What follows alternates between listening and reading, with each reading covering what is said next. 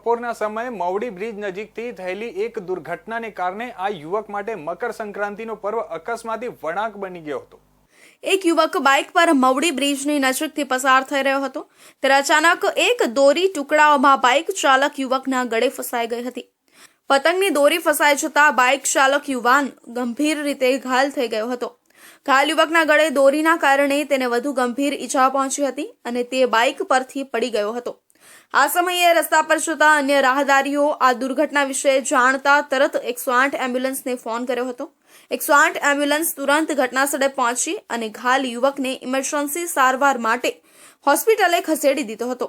સૌરાષ્ટ્રની સૌથી મોટી સિવિલ હોસ્પિટલ ખાતે ઘાયલ યુવકનો ઇલાજ કરવામાં આવી રહ્યો છે। આ ઘટના નોંધ કરતા પોલીસે જણાવ્યું હતું કે આ પ્રકારના દુર્ઘટનાઓ ઘણીવાર બાઇક ચાલકો માટે મોટા ખતરા ઊભી કરે છે। ખાસ કરીને જ્યારે પતંગની દોરી રોડ પર તરંગતી હોય। આ ઘટનાએ બધાને એક મહત્વપૂર્ણ સંદેશ આપે છે કે મકર સંક્રાંતિ જેવા તહેવારો દરમિયાન લોકોને કેટલીક વસ્તુઓથી સાવચેત રહેવું જોઈએ।